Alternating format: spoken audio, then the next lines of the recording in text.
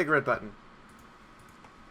Hello, everyone, and welcome to the newest edition of Blitzkrieg. This is Remlace from 40K Theories, And this is Fiaura. How are you guys doing? and today, everyone, we're going to be looking at the vehicles of the Ecclesiarchy and the Inquisition, a double special for you all. So, first off, we're going to look at the Exorcist, which is a missile tank fulfilling the long-range support role for the Sisters of Battle and the Ordo Hereticus. Now, these things are based off the Rhino chassis, like a lot of the Imperial vehicles. And these things are armed with what's called an Exorcist launcher, which apparently is only vaguely understood by the tech priest and looks like a giant organ. An organ as in the church organ, not as in someone's penis. Now, we actually have tech specs for these things, surprisingly enough. It's always nice to have the tech specs. This thing weighs in at 32 tons, has a crew of a driver and a gunner, has a max speed on-road of 70 kilometers an hour, and carries about 64 missiles as its main ammunition, and can be equipped with things such as bulldozer blades, extra armor, a pintle-mounted storm bolter, hunter-killer missile, like everything else, and blessed ammunition, which is good against demonic targets. Okay, so I am slightly concerned about this vehicle for one very important reason. Giant target of screaming shoot me. I mean, granted, they have made some improvements. This version of the Rhino chassis only has one driver port, so there's one less place you can be shot at through. It also has additional layers of armor regardless, in comparison to the standard Rhino, as the hull goes up to 80 millimeters, whereas the standard Rhino goes up to 60. Other than that, it is just basically a Rhino covered in Sister in Battle stuff. The gunner for this device is completely exposed, sitting on top, and literally looks like she's playing a organ keyboard. I think there's some joke there that I don't get. However, the weapon system on top is completely exposed to incoming fire and literally screams, "Please shoot me." They prefer to color them extremely brightly, which makes it even worse in the "please shoot me" category. And I don't ever see this thing being quote-unquote stealthy or sneaky. Lastly, I don't think it's designed for stealth. It's got a massive organ on top of it. It's going to hear, these sisters about screaming like, "Ave Imperator!" While these lastly, missiles rain down from the sky. the ammunition load makes no sense. There are 21 organ ports. There are 64 missiles. That means you have 3 volleys and then a volley of 1 missile. Boom. There's just that apparently when you go to hit it again, it just punk, and you go, "Oh, we're out of bullets." That's a really bad way of telling your people you're out of bullets.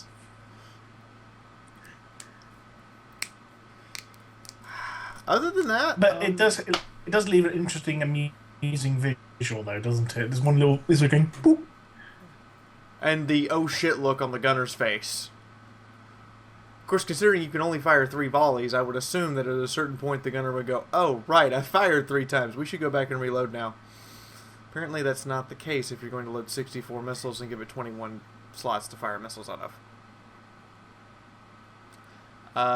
No. In addition to this, the weapon appears to pretty much rely on the missile's guidance system entirely, since the tubes do not move, rotate, change angle, or anything. They fire straight up and come down, which is a design that we attempted to use with the British swing fire.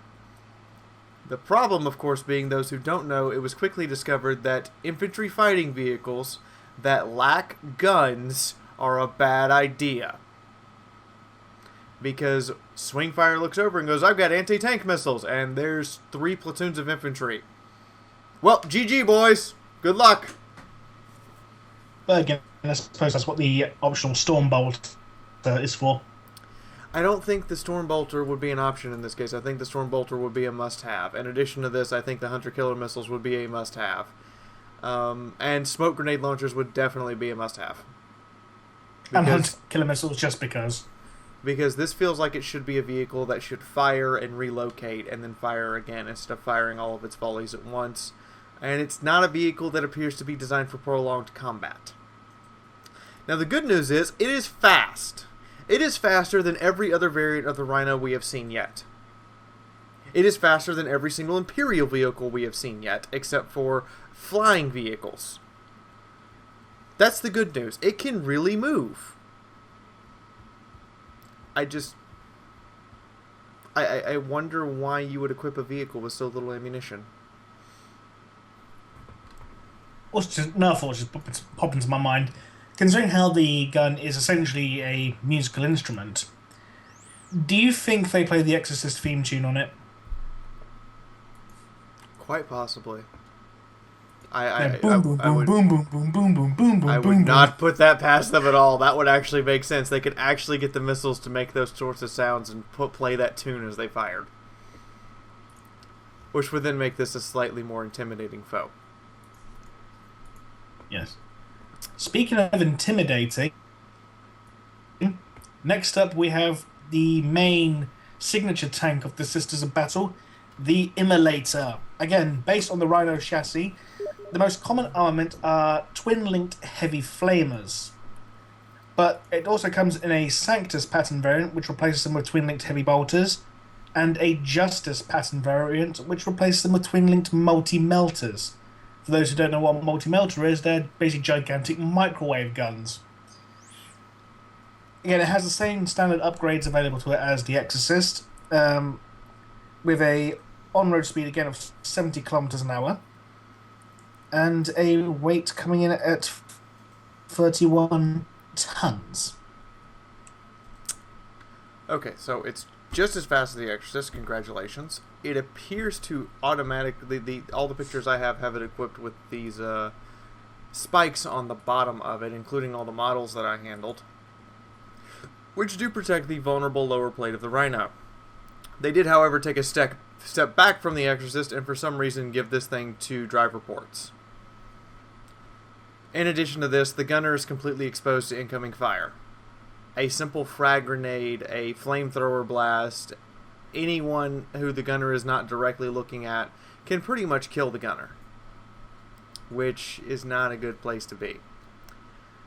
Also, this is almost, except the multi-melta version, it's strictly an anti-infantry trench assault vehicle. It's not a vehicle that's really capable of fighting other armored vehicles. 2 immolators shooting at each other, neither of which are equipped with the multi-meltas, would just bounce harmlessly off each other's armor.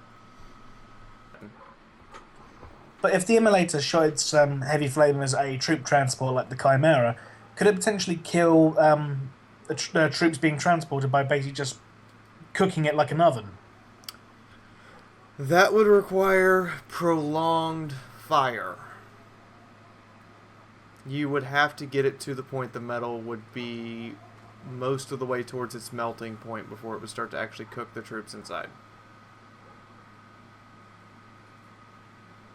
This is not an this is a terror weapon.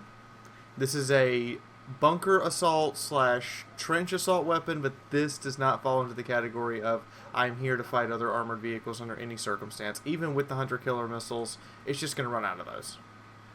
Because its main armament and its secondary armament are anti-infantry. Fair enough. Not to mention, with the gunner completely exposed like they are, the fragmentation from an enemy cannon hitting the even hitting the upper plate might actually ricochet up and kill the gunner. And I'm not quite sure how much protection the turret actually has on it, since it looks like it's made out of some semi-transparent material protecting the gunner from the front. And it might be bullet resistant, but I imagine that material is not going to stand up very well to repeated hits or hits from heavy weapons. Sorry, it's not looking great for the Sisters of Battle right now. Okay. So next up, we have the Repressor, which is an armoured personnel carrier. Once again, based on the Rhino chassis, it's actually been extended and added firing slits for the passenger's weapon. So it's like a combination between the Rhino and the Chimera. It also appears to be a lot heavily armoured as well. And it's armed with a cupola-mounted Stormbolter and a pintle-mounted heavy flamer.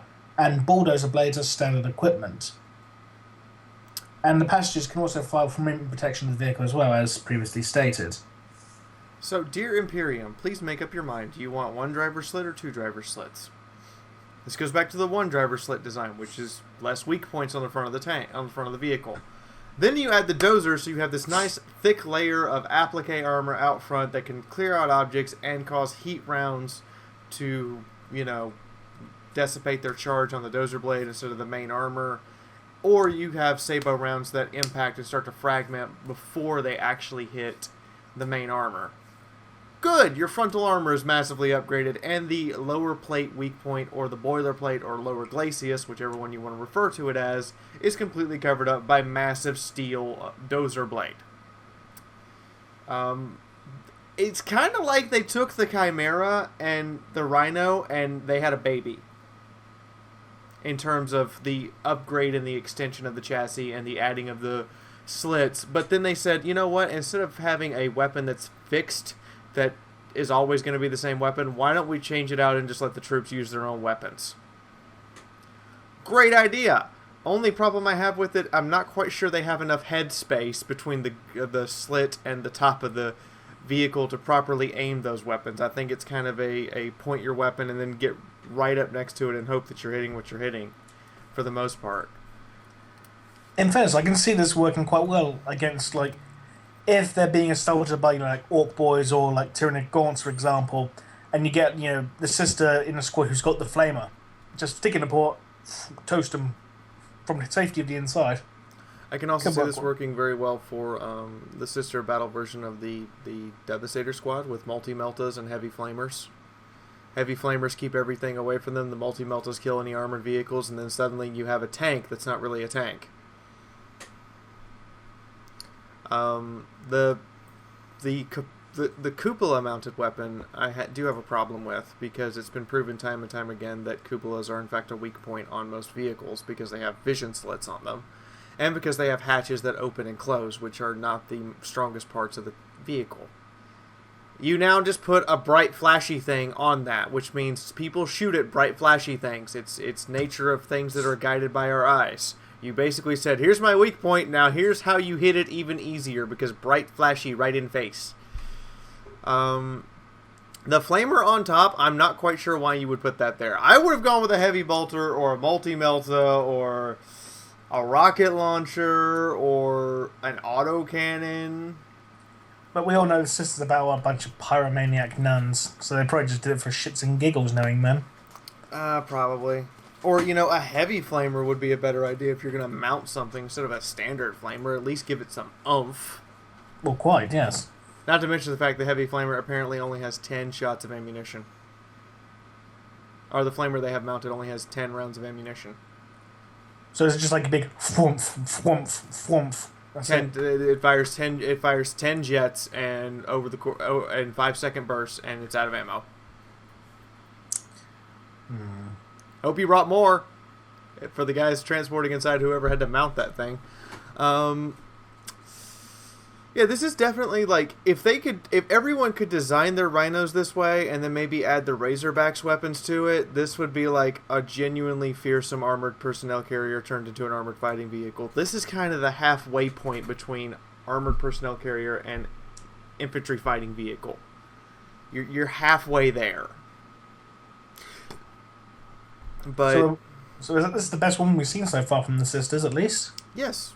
Very well armored, very quick. Infantry can fight out of it and can fight from inside it. The only problem is, you kind of made one of your weak points pretty obvious, and then on top of that, the flamer doesn't really seem to serve much of a purpose to me unless you're fighting in an urban environment or in point-blank range. Yeah. So next, one of my personal favorites, the Penitent Engine. Now, this is essentially the Sisters of Battle equivalent of a dreadnought. It's got a pilot who's surgically implanted into the machine, completely dosed up on chemicals and pain inhibitors, and basically goes walking around with twin heavy flamers and chain fists and basically beats the shit out of everything and going, repent, motherfucker, purge, purge. barbecue. If this is your favorite, you're not going to like me very much. So, first off, I understand why the pilot is placed into this, is that they have violated some rule or tenet, and the only way they can seek forgiveness is in death by brutal combat. However, if you're going to do this sort of thing, you should at least protect the pilot. Yeah, I mean, at least the dreadnoughts have, the sarcophagus armor. This has nothing protecting the pilot. In fact, the pictures I have show the pilot completely stripped of any protection, including personal armor. Then on top of that, the joints on this thing are ridiculously exposed. I'm wondering if it even needs the pilot to really function. And on the back, the engine is completely vulnerable to any fire that wants to shoot at it. There's no protection for the engine either.